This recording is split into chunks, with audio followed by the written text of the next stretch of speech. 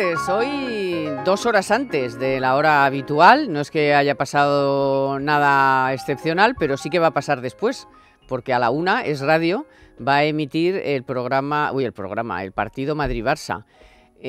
Muy importante, supongo, para los del Madrid, para los del Barça, para los del Atleti menos. Pero bueno, como estamos en Navidad, que gane el mejor. Venga, y no nos enrollamos más con eso, que ya luego vendrán los del fútbol.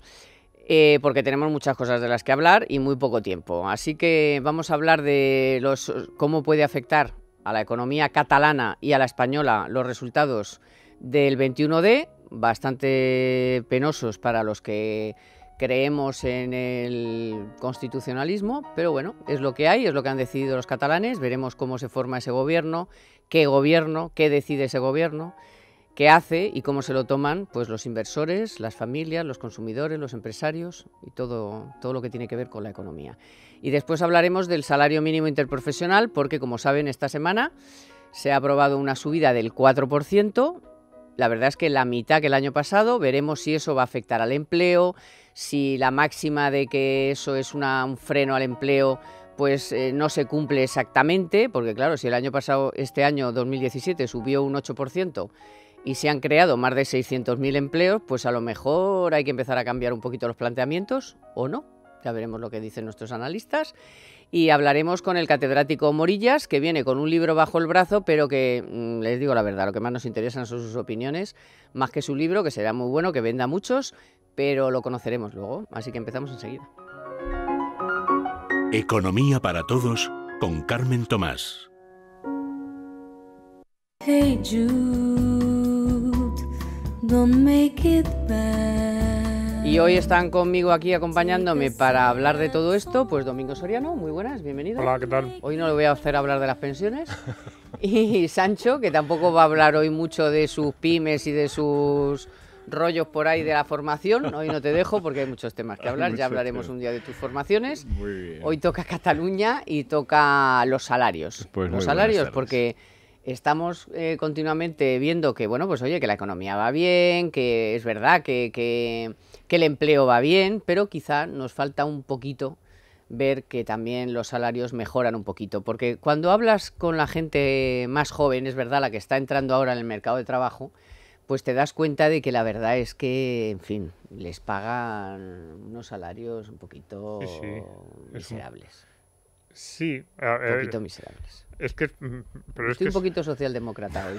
No, pero es que eso no tiene nada que ver. A ver, decir que los trabajadores en España, los trabajadores, ¿cómo diríamos? De la parte siempre hablamos de la dualidad, pues de la parte mala de la dualidad, que fundamentalmente son jóvenes, son personas desempleados de larga duración, gente que se ha quedado un poco descolgada y que le cuesta reengancharse, gente de sectores, pues los que cayeron de la construcción que ahora se tienen que reenganchar, o gente que dejó de trabajar hace mucho. Estoy pensando sobre todo, por ejemplo, eso en las mujeres se produce mucho, gente que a lo mejor pudo dejar de trabajar en un momento dado, que quiere reengancharse. Todo ese espectro de trabajadores que en España cobran, digamos, cuando se tratan de enganchar al mercado laboral, que cobran muy poco, es una obviedad. O sea, esto no es un discurso de socialdemocracia, liberalismo, no. A ver, es que en España se pagan sueldos bastante bajos, sobre todo a esas categorías de baja formación y de complicada empleabilidad. Esto que se dice, gente que tiene complicado engancharse al mercado. Entonces, ¿por qué? Ahora, la cuestión sería, ¿por qué se pagan esos salarios tan bajos a esa gente que los más representados son los jóvenes y el caso más claro son los jóvenes? Además, gente que lleva 10, 12, 15 años enganchando uno tras otro contratos temporales. Esa es la discusión y es ahí donde nos deberíamos centrar. ¿Cómo reformar el mercado laboral para que esos jóvenes, fundamentalmente jóvenes, tengan una carrera más normal? Pero hay sectores, por ejemplo, en el turismo, que está tan boyante. Llevamos contándole a la gente que llevamos, Antonio, 5 años o 6 con el turismo desbordado y no sé qué. Y resulta que luego los hoteles, algunos incluso, reconocen, lo han dicho, por ejemplo, Catalá ha reconocido en público que no se le puede pagar a la gente los sueldos que se le están pagando. Oiga, si usted está contando que su sector va de maravilla, pues a lo mejor podía estirarse usted un poquito. Es que su sector, perdona Domingo, es que su sector no va de maravilla. A ver, el problema de por qué los hoteles pagan unos salarios tan bajos, aparte de que el poder adquisitivo no está tan mermado como parece, ¿no? Porque en otros países el salario es mucho más alto, pero vivir es muchísimo más caro. Pero el problema de los hoteles, concretamente, hace poco estuve con un hostelero en Finisterre y me lo estuvo contando, ¿no? Que lo que tienen ellos es un problema de margen, o sea, es un problema de valor añadido. Si venden el precio de la habitación al precio que deberían de venderlo y no tuvieran que hacer los 50.000 descuentos que tienen que hacer por las plataformas, por las centrales de reservas, por Booking, etcétera, etcétera, si pudieran vender su habitación al precio de venta al público, tendrían un valor añadido suficiente para poder pagar salarios más altos. ¿Qué ocurre? Que como no tienen, porque se han cargado del valor añadido, pues entonces sustituyen el factor trabajo. No hay más que ver cómo están algunos hoteles, que es que no ves a nadie, ahí ves a una persona en la recepción y ya no vuelves a ver a nadie hasta el final del día. Sustituyen, por una parte, la falta de personal y por otra parte salarios bajos.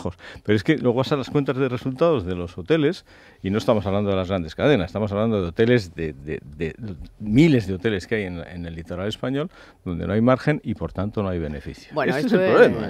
Esto era un caramelito que luego lo ampliaremos. Que veo ahí a Domingo como un loco. No, después vamos a dejarles con este aperitivillo a nuestros oyentes y espectadores del 125 de Movistar, por cierto.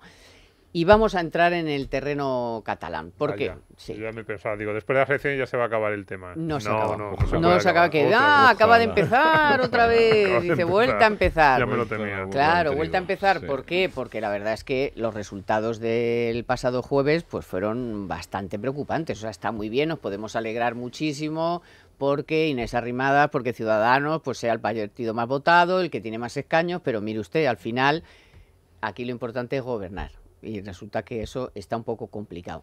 Es verdad que Inés Arrimadas intenta explicar que no está todo dicho, porque como hay electos en la cárcel, electos huidos de la justicia, si ponen un pie en España los van a meter en la cárcel. Es verdad que por el estatuto y por las reglas del Parlamento de Cataluña pueden acceder, o sea, pueden obtener el acta de diputado, pero no está claro que puedan ir a votar, por ejemplo, a la investidura. Entonces, ¿qué pasaría en el hipotético caso de que todos esos electos no puedan votar en la investidura? En fin, no creo que eso vaya al final a ser muy relevante ni vaya a influir mucho en lo que va a pasar, que va a haber un gobierno independentista que no sabemos a dónde nos va a llevar, porque si hacemos caso de lo que nos están contando en campaña, ellos quieren la república, ellos quieren la unilateralidad.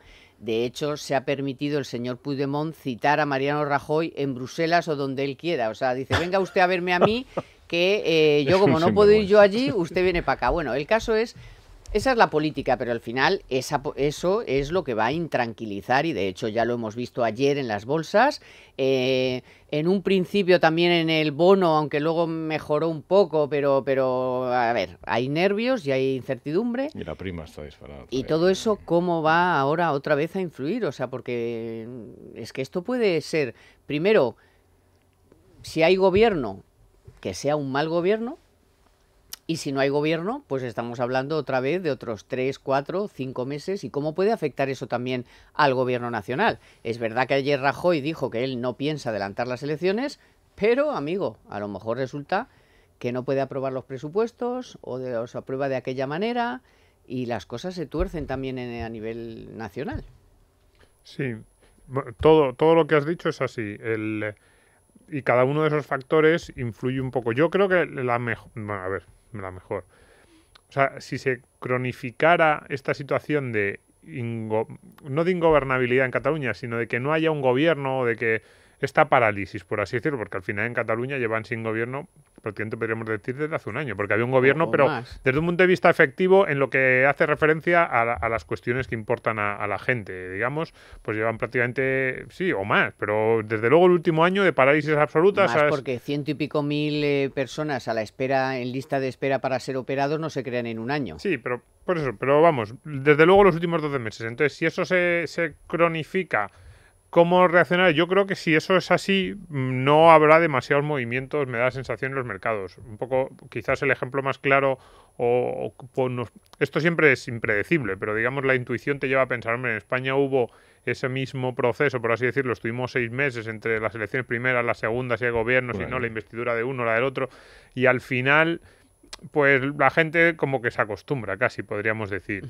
Luego, claro, la peor alternativa, que yo creo que es la que se va a producir, es que sí que va a haber un gobierno, y va a haber un gobierno independentista, y que va a haber un gobierno además muy beligerante. Yo creo que tanto por su reacción, la reacción de determinada prensa extranjera, yo creo que ellos se van a sentir más legitimados ahora que antes y van a presionar, van a radicalizarse. Porque además, claro, lo hemos dicho estas semanas, desde el punto de vista del nacionalista catalán, lo peor que ha ocurrido estas semanas, desde el 1 de octubre, incluso desde antes, desde el verano podríamos decir, es lo que ha tenido que ver con el tema económico. La fuga de empresas, la parálisis de inversiones, los datos de todo tipo, desde el crecimiento del PIB, al paro, que Cataluña es la única, por así decirlo, que destaca muchas veces en lo negativo.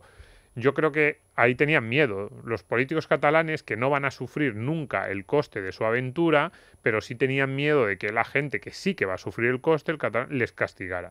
Pero ahora ven que incluso la gente que sufre el coste o que intuye que de repente puede haber problemas, les sigue apoyando. Entonces ellos dicen, yo no me juego nada, porque un político catalán, ni Puigdemont, ni Junqueras, ninguno de ellos se va a jugar nada. O sea, su patrimonio, su situación, saben perfectamente, incluso aunque les pongan las multas que dicen que les van a poner, sabes que ellos no van a salir perdiendo, que de alguna forma saldrán de esta.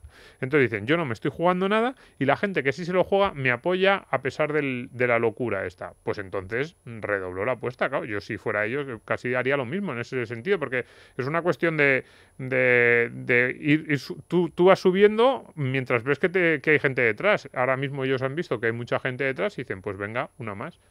Bueno, lo de estar en la cárcel no debe ser muy agradable, y lo de estar huido tampoco. Vamos a ver, mejor que estar en la cárcel, pero sabiendo que en cuanto pongas un pie en España te meten en la cárcel. Pero es que ahí la pregunta, que yo creo que es la que ellos se hacen, o sea, la cuestión es, ¿ellos creen que lo de estar huido y estar en la cárcel va a ser algo a largo plazo o piensan que es algo simplemente coyuntural para una negociación futura? Yo estoy convencido de que ellos piensan que esto no va a tener el coste personal. Es decir, ¿tú crees que Junqueras y Puigdemont actuarían igual si pensaran que se van a tirar 20 años en la cárcel de verdad? Pues no sé, pero el juez acaba de ampliar la querella. A más, todavía. O sea, lejos de refrenar, aumenta la apuesta. Yo quería decir que es que además las condiciones no son exactamente las mismas. O sea, ha habido un cambio cualitativo importante. Primero, que hay un partido que ha ganado las elecciones, que es el que más votos ha sacado, que es Ciudadanos, que junto con los otros partidos constitucionalistas suman más votos que los independentistas, con lo cual ya tienen una espada de Damocles encima los independentistas, porque dicen, bueno, sí, vale, hemos ganado en escaños, pero no hemos ganado en votos. 47-52 me parece que es. 5 puntos de diferencia. 52-48, sí, algo así. Exactamente. Entonces, eso ya les frena. Y por otra parte, la parte de que puedan venir a recoger el acta, puedan venir a votar, etcétera. Pero ¿les frena para qué? Porque ahí no sé yo. ¿Les frena para qué? Les frena porque ya no tienen la legitimidad que tenían antes, que tenían mayoría de votos. Ellos se creen que sí. Pero no tenían mayoría de votos tampoco en la anterior legislatura. Antonio, perdona. Tienen 2 diputados no tenían mayoría de votos, tampoco. Dos diputados, la suma de tienen 2 diputados menos. Son 2 diputados menos, pero yo creo que ellos se sienten reforzados. Pero a ellos les da igual tener 2 diputados. Gobernamos y esto es, ¿quién gobierna? Ya está, te da igual tener 100.000 votos menos o 200.000. Hay un partido que es constitucionalista que ha sacado más votos que los demás. ¿Y qué haces con eso? Bien, bueno, pues que con eso, en principio, la que puede intentar formar gobierno es Inés Arrimadas. Eso de entrada, con lo cual se va a producir una discusión y va a haber un debate en el Parlamento y Inés va a tener que decir muchas cosas del proyecto que tiene.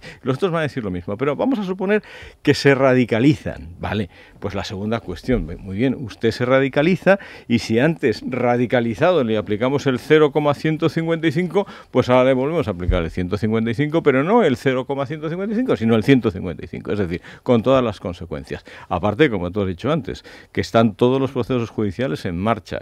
Aparte que se ha ampliado la querella de Llarena, es que tienen que venir los juicios. Vale, pero a nosotros lo que nos importa es que al final todo eso que estás diciendo, que a lo mejor se produce, que no lo sé, lo que significa es meses de paralización económica, que es lo que a nosotros nos importa. Yo apuesto por 6 meses. Todo. Quiero decir que lo que vamos a tratar, estamos intentando analizar en este programa es, si hay un gobierno independentista y más radicalizado, porque a ellos se la sopla que le haya ganado y Arrimadas, o sea, ellos han ganado y punto, ya está. Luego ya veremos cómo forman gobierno, si Puigdemont viene o no viene o deja de venir. De momento ellos, su discurso es, hemos ganado. Ya está, hemos ganado porque sumamos más. O sea, me da igual en escaños, que es lo que luego te lleva a la investidura. Pero hay un gobierno. Y eso ¿Cómo afecta Bueno, a la debería economía, haberlo. por un lado? Y dos, si no se puede producir eso, porque imagínate que yo qué sé, por los que no pueden venir o los que no pueden votar, por arte de birlibirloque, en 20 días, me parece que son 20 o 21 Sí. días como mucho, tienen que formar gobierno. 23 de enero, Si no me se parece. consigue, pues otras elecciones. Eso significa el trimestre anterior, este que estamos ahora viviendo, más 2 trimestres más, que es ya casi un año de incertidumbre. Pero acordaros, perdona, Domingo, acordaros que esto nos pasó en España también y fue un año de tranquilidad absoluta. No teníamos gobierno, teníamos un gobierno que estaba cesado pero que estaba interino. Después hubo otras elecciones y fue el año 2016 fantástico porque no hubo legislación. Y entonces no sé si eso se puede trasladar a Cataluña. Pero ahí no venía Podemos a gobernar. Sin embargo, aquí tienes una paralización en la que lo más probable es que te acaben gobernando los independentistas.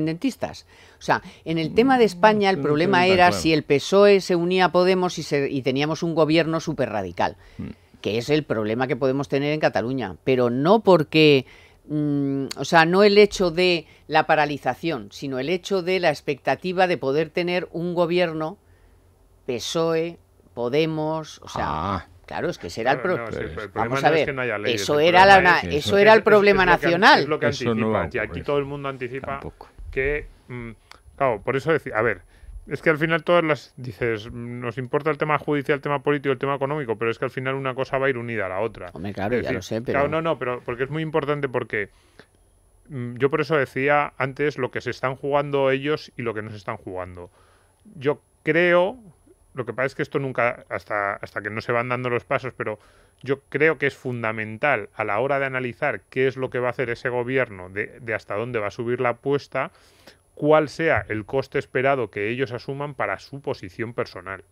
A lo mejor me estoy equivocando, a lo mejor son unos mártires de la nación y están dispuestos a tirarse 25 años en la cárcel. No lo sé. No, pero claro, ellos lo que dicen es eso. Yo creo Hay que cuatro no. que de momento han demostrado Hay que no, cuatro que son muy más mártires cobardes no son, y que se han ido. Pimplón. Entonces, yo creo que mientras ellos no asuman que esa, digamos, amenaza judicial, amenaza no, porque es simplemente la misma amenaza que tenemos todos, que es el conjunto del sistema normativo, del sistema legislativo español. Pero vamos, digamos que mientras ellos no sientan que esa amenaza realmente va a tener un peso y va a tener un impacto en sus vidas, yo creo que seguirán subiendo la apuesta y incumpliendo con la normativa. Entonces, ¿se va a resolver eso en el corto plazo? Es muy difícil, muy difícil. Entonces, de hecho, la única manera que se podría resolver sería a su favor, digamos, que el gobierno entrase en una dinámica de negociación, no sé si indultos ni siquiera podría, porque al final para haber un indulto tiene que haber antes una condena, pero bueno, digamos que se entrara en una dinámica de negociación que ellos sintieran que ya habían ganado, y eso no sé si se va a poder.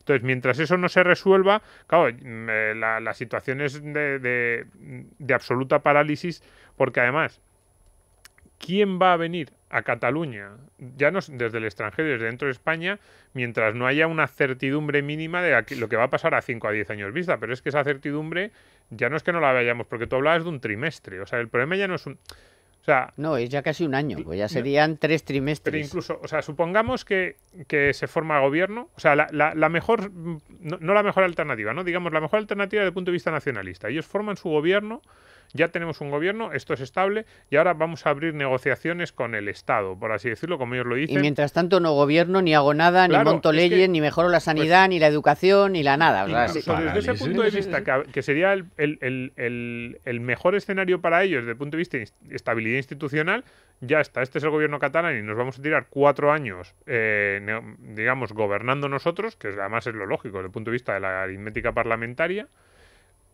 Esa incertidumbre a la que tú hacías, a la que tú aludías antes, no se escapa, porque como no es un gobierno, es decir, cuando hablábamos de lo de las elecciones, y lo hablaba yo, de las elecciones españolas, por lo menos en el momento en que hubo un gobierno, ya se supo que más o menos cuál era el camino que quería ese gobierno. Sí, aquí no. Pero en este caso, la incertidumbre es máxima. Digamos, de hecho la incertidumbre crece según crecen las posibilidades de que haya un gobierno independentista, porque ese gobierno no quiere certidumbre respecto al actual marco jurídico, sino que lo que quiere es abrir por completo una negociación que nadie sabe a dónde llegaría. No, Entonces, yo me refería, Antonio, a que si hay que repetir las elecciones, porque los que tienen que tomar, los que tienen que votar no pueden votar porque creo que necesitan un permiso especial de los jueces, no sé qué, o sea que es complicado, se puede hacer, pero puede que no. Con un policía, me parece, de la Sí, bueno, pero puede que no se lo den, en fin, no sé, que se complique la cosa de formar gobierno y haya que repetir las elecciones, es cuando yo digo que entonces se abría ese plazo nuevo de otros 6 meses hasta que se convoquen, hasta que no sé qué, hasta que primero tiene que pasar el tiempo entre una elección y otra, luego que se convocan, luego otras elecciones. No tanto que, por supuesto que si hay un gobierno independentista, la incertidumbre es ad nauseam, o sea... Pero todos sabíamos... Perdón. Todos sabíamos que estas elecciones estaban convocadas demasiado pronto. Si se hubieran convocado para dentro de 6 meses o para dentro de un año, que hubiera sido por lo menos el tiempo suficiente para haber metido los tentáculos en todo lo que es el aparato de comunicación independentista, que es realmente apestoso. Si hubiéramos tenido la oportunidad, o si hubiera tenido el Estado la oportunidad de meter los tentáculos ahí, entonces seguramente habría pasado el tiempo y se habría desnazificado un poco la situación. O sea, entonces, ¿qué ocurre? Que si ampliamos 6 meses más porque hay que repetir las elecciones y el 155 sigue siendo aplicado porque no es posible formar gobierno y si no hay gobierno tiene que seguir, el gobierno de la nación tiene que seguir estando presidiendo la Generalidad, pues entonces es el momento que necesitábamos, ¿no? Vamos a ganar tiempo, vamos a ganar estos 6 meses y posiblemente en estos 6 meses, aunque la incertidumbre es total y lo hemos visto en el informe de Beatriz García de aquí de la casa, que es brutal las cifras, cómo se han caído todas en todos los órdenes, cifras económicas en Cataluña, pero sin embargo en estos 6 meses esa incertidumbre posiblemente llevaría a unas aguas más tranquilas en las que, para empezar, los de Juntos por Cataluña serían un poco más tranquilos y intentarían cumplir lo que han dicho en sus mensajes electorales, que es vamos a negociar con el Estado un referéndum. Yo creo que con eso se conformaría, mientras que los de Esquerra Republicana y los de la CUP van a degüello. Te veo muy navideño. Como siempre. Porque, vamos, lo de que Juntos por Cataluña se conformaría, además se quiere conformar con una cosa que no se le puede dar. Eso para empezar, bueno, o sea que ya empezamos mal. Bueno, después de la publicidad, que vamos un momentito con el BBVA a contarles lo siguiente. A contarles que quedan 7 días para contratar y aportar a un plan de pensiones y así poder ahorrar en su próxima declaración de la renta. BBVA te ayuda a estar más cerca de la vida que quieres vivir. Además, llévate un 3% más por realizar un traspaso de cualquier importe. Contrátalo fácilmente, piensa qué necesidad u objetivo quieres cubrir según tu tramo de edad y elige el plan que prefieras para tu ahorro. Ahorrar para tu jubilación es fundamental y además las aportaciones son deducibles de la base imponible general del IRPF. Decídete a contratar tu plan de pensiones con BBVA. Ante ustedes, el David de Miguel Ángel. Lo que daría por volver a estudiar por placer. ¿Alguien ha dicho lo que daría? Date esa oportunidad. Contrata un plan de pensiones en BBVA antes del 31 de diciembre y aprovecha las ventajas fiscales. Planifica tu futuro con BBVA. BBVA, creando oportunidades. If you leave me now, you take away the biggest part of me.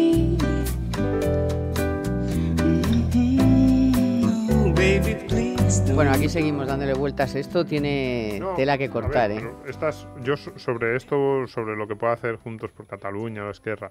O sea, estas elecciones para mí destrozan varios mitos que tienen mucho que ver también con la economía. Yeah. Primero es el del nacionalismo moderado, que el del tendero catalán, que bueno, que en el último momento diría, venga, ya nos estamos volviendo locos, sí, hombre, yo estaba apoyando aquí a esta gente, pero llega un momento en el que hay que decir que no. Claramente estas elecciones demuestran que no es así. Porque todavía no han bajado las ventas lo suficiente. Sí, espera. Yo creo que hay un enloquecimiento y que ellos se han creído la historia de que hay una especie de paraíso ahí, un nirvana en el que van a ser felices, en el que se van a deshacer de los españoles, que debemos ser algo terrible, porque yo veo cómo vivimos en que haya esas ganas de salirse de un país en el que se vive tan bien. O sea, el esquema mental en el que el nacionalismo ha metido a su propia sociedad a mí me parece una locura, pero están en ello. Y que Antonio, que las caídas de las ventas es culpa de Rajoy, claro, no es culpa del nacionalismo, ni del independentismo, ni del soberanismo. Pero no solo, y además vemos... Por eso hay que intervenir en los medios de comunicación para contar la verdad. Sí, claro. Pero que es que el dinero tampoco... O sea, yo creo que el dinero empieza a no ser tan... O sea, siempre hemos dicho, no, esto se arreglaría con dinero. No, porque ahora están perdiendo dinero claramente, les va peor. Y gente que podría tener... O sea, yo conozco personalmente gente que su puesto de trabajo estaría en peligro y además de forma evidente. Y es que además ellos te lo reconocen, pero te dicen, no, es que estamos en un bien superior que es la construcción. A ver, los nacionalismos, que es una ideología muy destructiva, es que corroen una sociedad y corroen a la gente por dentro moralmente por estas cosas, porque acaban yendo, no, yo con tal de la construcción de esa tribu originaria, de ese paraíso perdido, estoy dispuesto a cualquier cosa.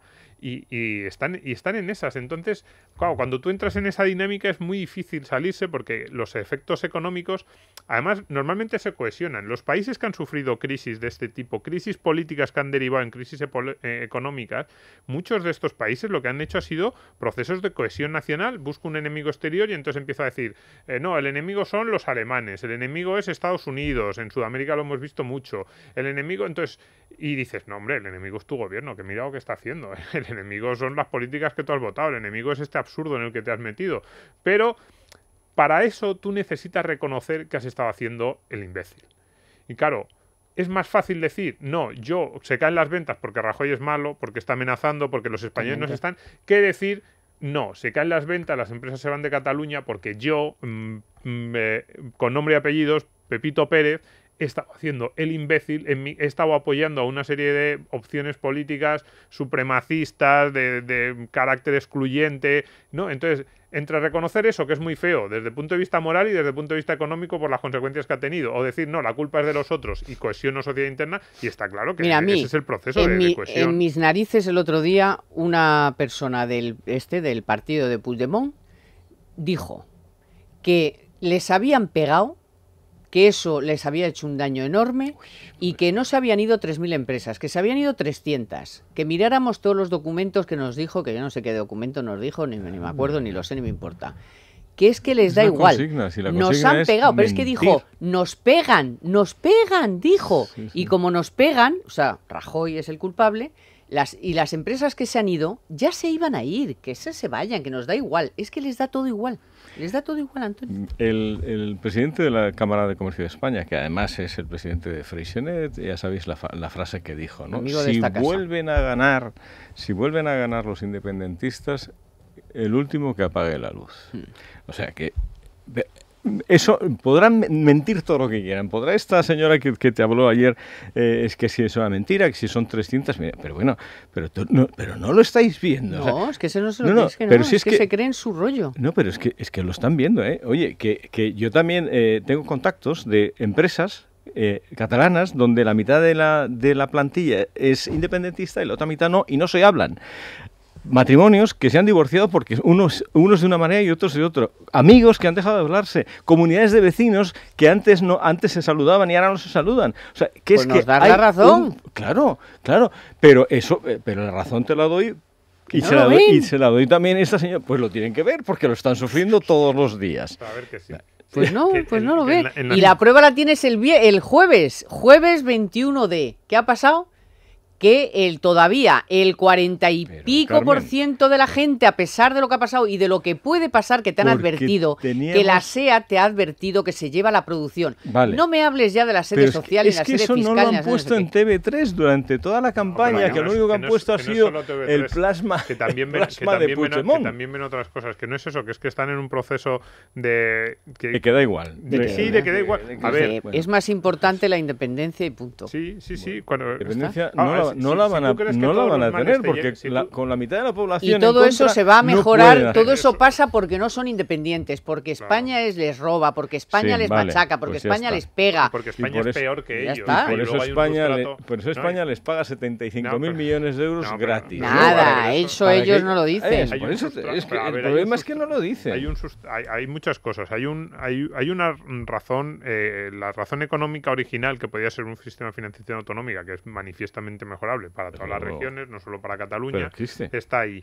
Pero luego hay un sustrato de cortes racista, supremacista, de no, es que nosotros nos merecemos algo más, nosotros somos un pueblo europeo, no como estos del sur aquí, estos vagos. No, es verdad, o sea, en el sustrato, aquí ya vamos a una cuestión ya casi filosófica de lo que es el nacionalismo catalán, pero el nacionalismo catalán nace alrededor, como todos los nacionalismos, vamos, como el de Sabino Arana en el País Vasco, de una cuestión de supremacismo, de yo soy mejor que tú y entonces yo no me merezco vivir contigo, yo lo que tengo que hacer es generar... Y eso se lo han creído. O sea, el nacionalismo nace en la crisis, el nacionalismo, o sea, todo esto que estamos viviendo tiene mucha relación con la crisis porque no es casualidad lo que ha ocurrido. Esto nace en 2010, empieza a ir necesario hacer recortes, hay un problema muy grave económico en toda España y en Cataluña ese problema es quizás incluso un poquito más grave, desde luego más que en Madrid.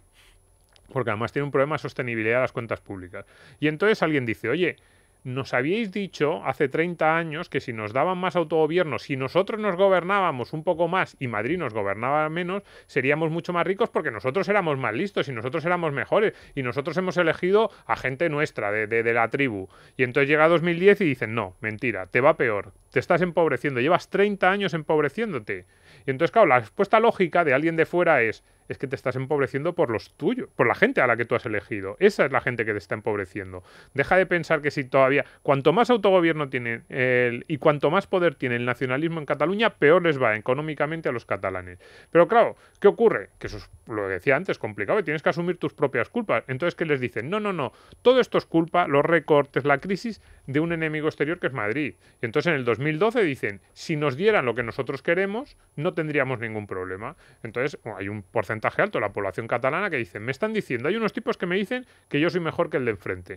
Me dicen que todos los problemas económicos son derivados de los demás, de lo que me están robando. Y además me dicen que yo no tengo ningún tipo de culpa y que lo que ha pasado en estos 30 años ha sido algo más o menos normal. Y enfrente no hay un contrarrelato, porque el problema desde Madrid es que nunca ha habido un relato de, oye, mira todo lo que hemos conseguido en España en los últimos 50 años, que es mucho. Hay pocos países en el mundo que hayan mejorado tanto en los últimos 50 años como España. Pero como ese relato nunca se ha dado, la mejor respuesta que se da desde Madrid es que si te vas de España te vas de la Unión Europea, que es una respuesta, iba a decir una barbaridad de lo que me parece esa respuesta. Claro, si tú lo único que puedes ofrecer y lo único que ha ofrecido este gobierno y los partidos españoles es que te van a echar de la Unión Europea y los otros te están ofreciendo el paraíso diciéndote que tú eres más alto, más listo, más guapo que los demás y que todos tus problemas derivan de gente que te roba, pues claro, entras en esa dinámica y entonces a partir de ahí hablarles de fugas de empresas, hablarles de inestabilidad económica o hablarles de que cae la bolsa, te dicen, si es que a mí me están prometiendo un paraíso. Pero claro, el problema de esto es que nos va a impactar al resto. No, pero esto va a impactar a todo el mundo. Impacta al resto de los catalanes que no quieren ser independientes, impacta al resto de los españoles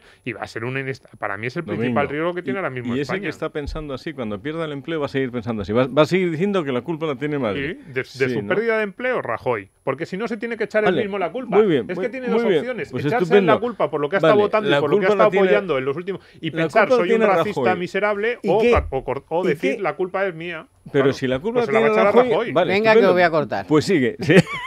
Venga, si la culpa la tiene Rajoy, ¿qué? Pues nada, la culpa la tiene Rajoy. Bueno, ¿tengo empleo? No. Pues la culpa la tiene Rajoy. Alguna vez tendrás que decirte, oye, búscate el trabajo, ¿no? Claro, es que llega un momento que eso ya el propio discurso nacionalista es que se quema por sí mismo. De hecho, todos los nacionalismos acaban de la misma manera. Pues esto llevan 40 años. O se pudren, bueno, esto ha ido poco a poco, pero ya está en el clímax. Entonces, ahí o se empieza a pudrir o hay que cortarlo. Esto es una operación o medicina o quirugía. Nos queda todavía para seguir comentando el asunto. Antes vamos a conocer con el patrocinio de Steel la cifra de la semana que nos trae Manuel Llamas y enseguida tenemos ya al profesor catedrático Morillas, el catedrático Morillas que está ya esperando para entrar en el estudio. Steel, tu aliado en el jardín, nos ofrece la cifra económica de la semana. 450 euros. Esta es la cantidad media que pretenden gastarse los españoles en sus compras de Navidad, lo que supone un 15% más que en 2014, según el último observatorio sobre consumo elaborado por Cetelem. De hecho, el 19% de los encuestados admite que destinará más de 1.400 euros a la celebración de estas fechas tan señaladas. La ropa lidera el ranking de productos más demandados, seguido del calzado y complementos, juguetes, perfumes y libros. La mayoría de españoles, casi un 60%, contará con un presupuesto para compras similar al de los 2 últimos años, pero lo más relevante es que 2 de cada 10 personas dispondrá de más dinero en el bolsillo para gastar. Estos datos evidencian, por tanto, la mejora general que está registrando el consumo en los últimos trimestres, como consecuencia del crecimiento económico y el aumento del empleo. La confianza de los consumidores se está recuperando, y no solo porque la economía nacional vaya mejor, sino porque existen unas perspectivas mucho más favorables a corto y medio plazo, lo cual anima a gastar con más alegría. Stihl, tu aliado en el jardín, nos ha ofrecido la cifra económica de la semana. ¿Tienes lo que hay que tener? ¿A qué me refiero? A Stihl, por supuesto. La más amplia gama de motosierras, desbrozadoras, hidrolimpiadoras, máquinas para cortar los setos, la leña, limpiar la terraza, quitar las malas hierbas. Encuentra tu tienda especialista del jardín en Stihl.es. Stihl, tu mejor aliado para un jardín perfecto. My name is Luca. I live on the second floor. En Es Radio, Economía para Todos, con Carmen Tomás. Yes, I think you've seen me before. If you hear something late at night, some kind of trouble, some kind of fight, you just don't ask me what it was. Bueno, Morillas, que no estás en clase, aquí mando yo.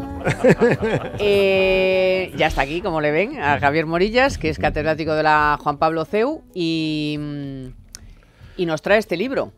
Vamos a hablar un poquito del libro, porque aquí lo que nos interesa mucho son, como les he dicho al principio, las opiniones del catedrático Morillas. Bueno, ha escrito este libro, El economista, más de 160 años de la economía de España, de Isabel II a Felipe VI, y no es un tochazo, o sea que se puede leer. Y luego me encanta que el prólogo es de Juan Velarde, que es un amor de compañero que hemos tenido tantos años con nosotros, que es asturiano también, y que es muy majo, y que le quiero muchísimo, y él a mí también, la verdad, es recíproco. Sí, así que Juan Velarde le ha hecho el prólogo.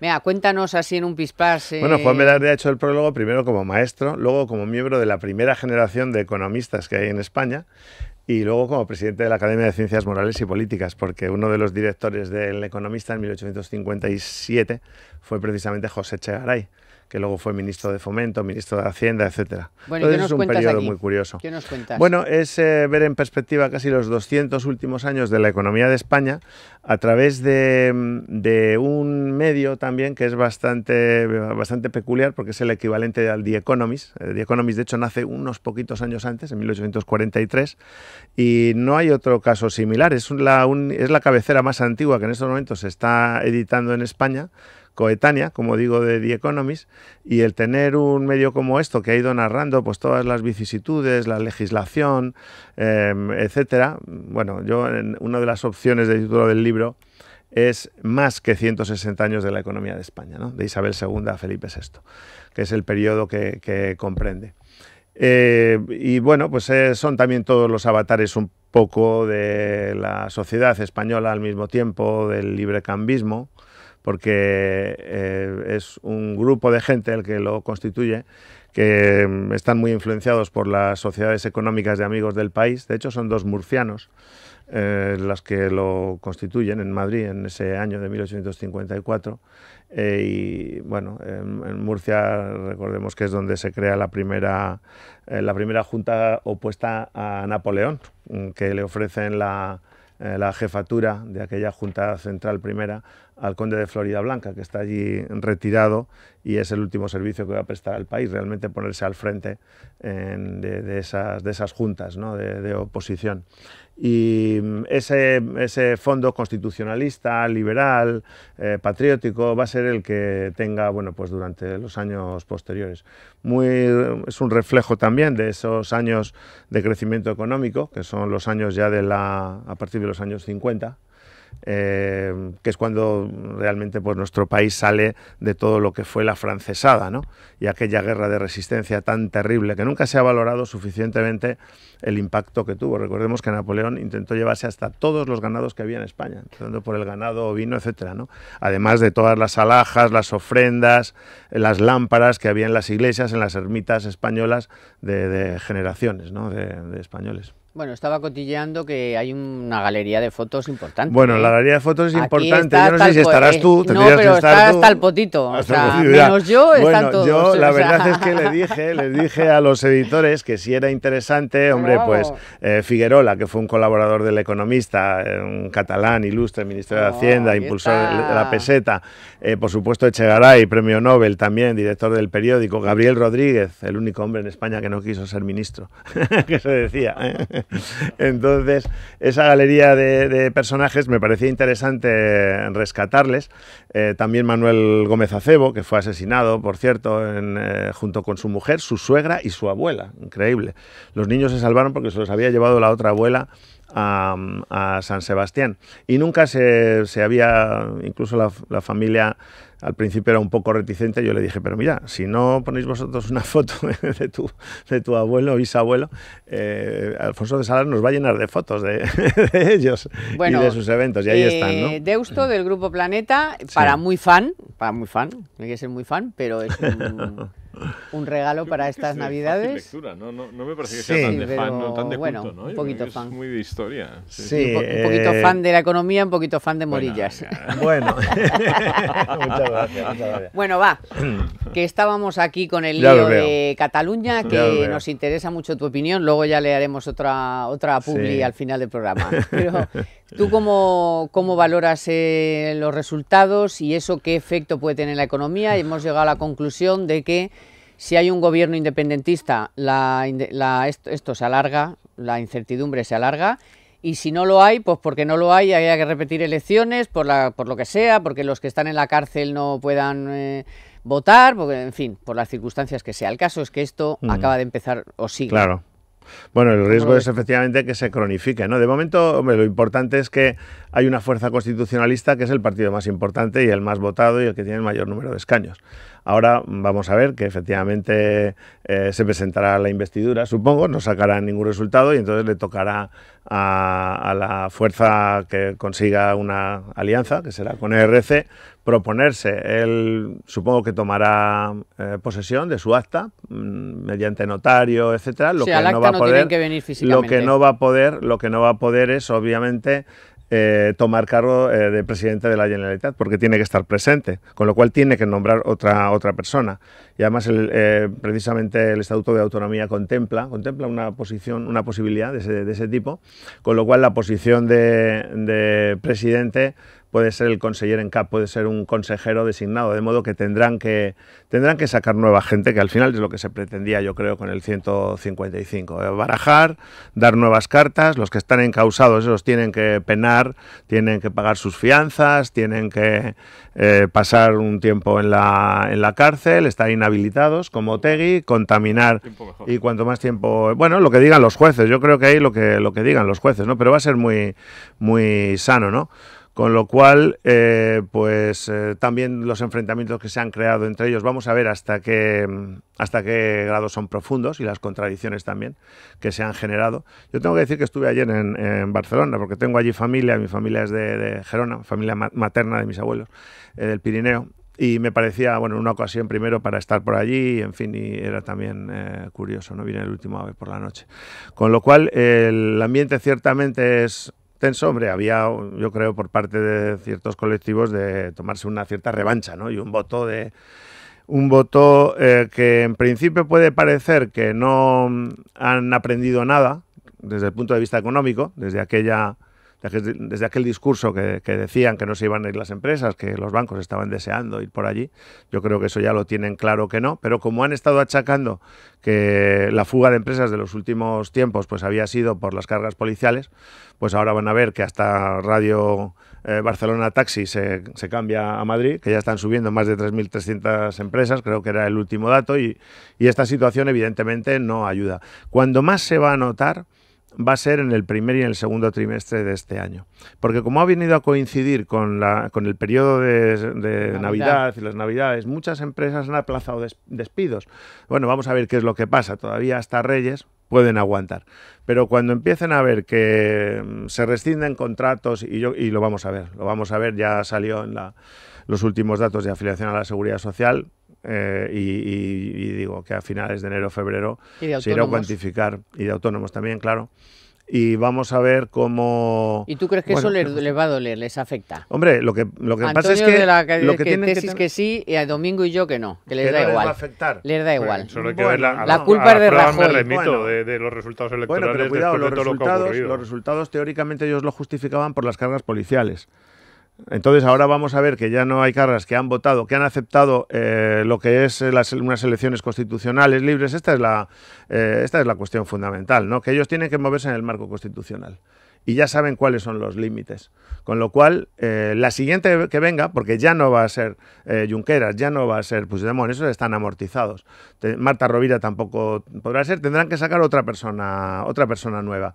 Y esa persona, pues si insisten en lo mismo, pues les ocurrirá lo mismo, indudablemente. Con lo cual, ahora lo que pasa es que se abre un periodo en ese sentido muy bonito, supongo que de teatrero, porque como son muy teatreros, pues eso van a seguir haciéndolo, ¿no? Es decir, que pues ahora intentarán dar una rueda de prensa en Bruselas nueva, cuando Puigdemont, por ejemplo, sea nominado, si se juntan, como es previsible, RC y tal. Luego ya estaban planteando que si no es Cocomocho, ¿no? Alguien le llama Cocomocho.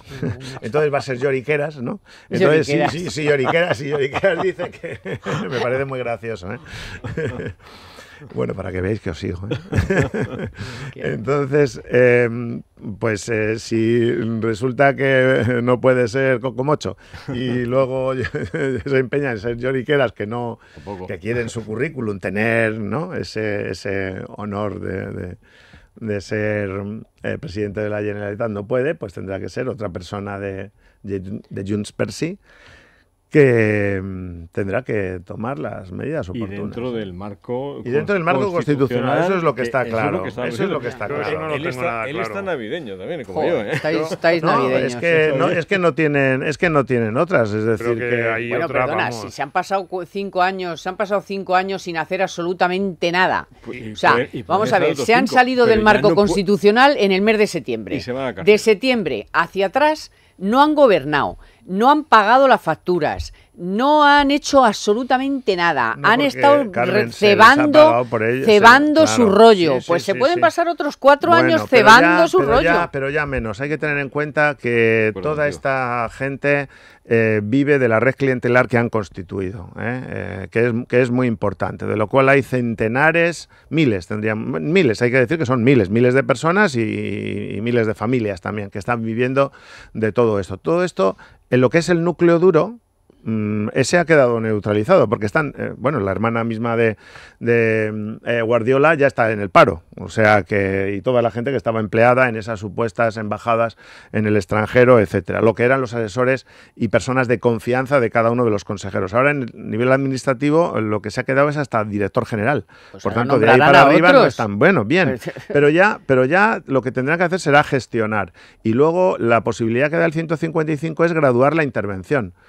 Quizá el gran error haya sido, pero bueno, eso ha sido el Partido Socialista, ¿no? Que una de las condiciones que había puesto es dejar... Hay que ser muy light. Claro, que había que dejar los medios de comunicación públicos como estaban. Yo no sé qué intereses pueda tener, ni a qué personas en ese Consejo de Medios, que por cierto son de las personas en la administración pública que más dinero ganan. O sea, es que han estado jugando a la independencia con dinero del contribuyente. Esto nunca había ocurrido en un lugar de España ni del mundo, con los sueldos más altos. 135.000 euros, que es lo que tiene de sueldo el presidente de la Generalitat. Los consejeros también, más que el presidente del gobierno, por supuesto, más que en cualquier consejería. Y luego también el más alto es el presidente del Consejo de Medios de la Generalitat, que me parece que llega a los 138.000. Entonces, claro, así cualquiera puede hacer la revolución pendiente, ¿no? Que vengan meses, vengan ollas. Vamos a hacer una breve pausa para una publi y volvemos y hablamos del salario mínimo, de los salarios y de la productividad, que es de lo que casi nadie habla. En Economía para Todos, la noticia de la semana con Telefónica. La guerra de la banca en los créditos al consumo ha provocado el primer repunte importante de la morosidad. Los préstamos impagados para financiar el consumo duradero de las familias subieron un 26,9% en el tercer trimestre del año. Son datos del Banco de España. La financiación dudosa ha escalado de los 1,17 millones de euros a 1,48. de junio a septiembre. Parte de estos préstamos están vinculados a tarjetas de crédito, un medio de pago que los bancos, por supuesto, están incentivando por los tipos de interés que llevan aparejados y por las comisiones. Sin embargo, la morosidad en la compra de pisos continúa su tendencia bajista. En Economía para Todos, la noticia de la semana con Telefónica.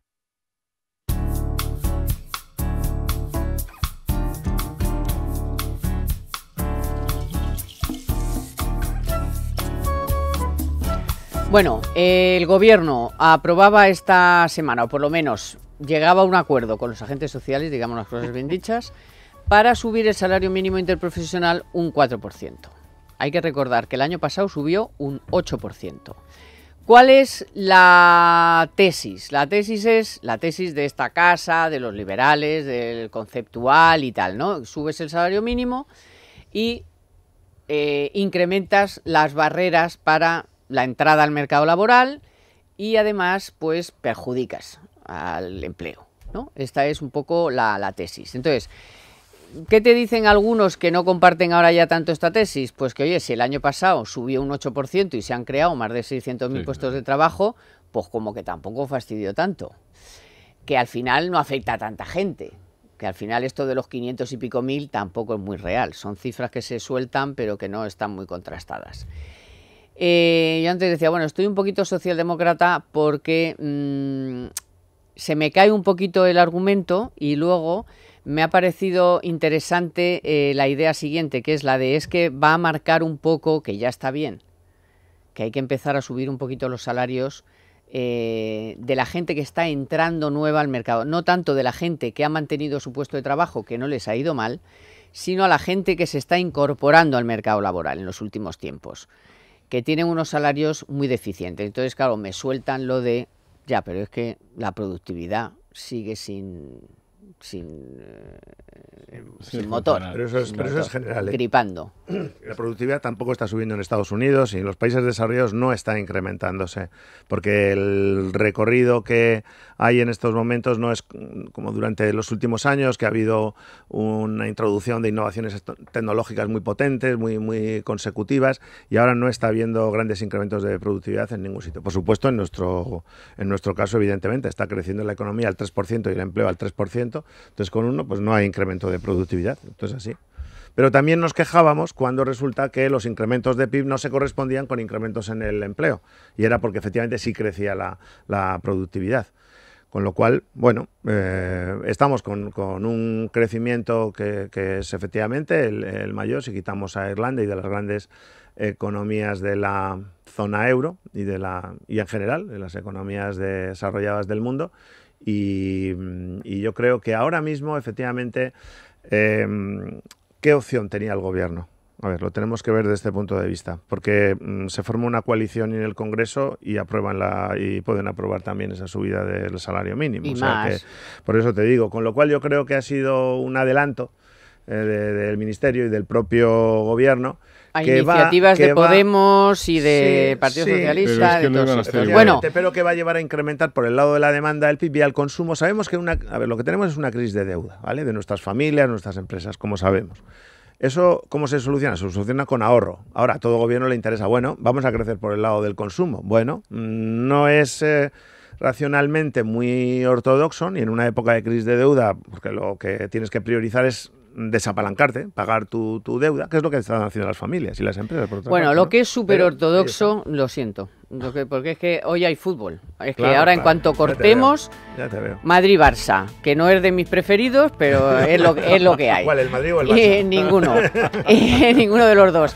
Y os tengo que contar que, porque seguro que no lo sabéis, ¿sabéis quién inventó el primer equipo split doméstico de aire acondicionado? Bueno. ¿Y el mando a distancia electrónico? Ni idea. ¿O los sistemas inverter en climatización? Pues yo se lo voy a contar. Toshiba. Toshiba lidera la innovación en calefacción en aire acondicionado, con sistemas bomba de calor inverter eficientes, fiables, duraderos y estéticos. Además, protegen su bolsillo con el menor consumo energético y el medio ambiente. ¿Por qué? Porque no emite emisiones nocivas, y el confort de su hogar con la regulación electrónica de la temperatura. Así que ya lo saben, escriba "quiero un Toshiba" en su navegador y le van a enviar un profesional para darle la mejor solución de calefacción y aire acondicionado para su vivienda o negocio. Y aquí se ha terminado la historia. Pero tú sabes por qué esto, porque los japoneses son muy sensibles al ruido y por eso han generado esta tecnología tan buena de aire acondicionado. Toshiba, bomba de calor. Os quedáis que al fútbol. Y como estoy navideña, que gane el mejor. Solo, que gane el mejor. Naya Pertusa en la producción, Víctor San Román en las mandos y para las navidades, el economista, más de 160 años de economía de España. Javier Morillas, de Isabel Grupo II Planeta. a Felipe VI. De Isabel II a Felipe VI. Venga, pasen muy feliz Nochebuena y nos vemos la semana que viene, que aquí no descansamos. Economía para todos con Carmen Tomás.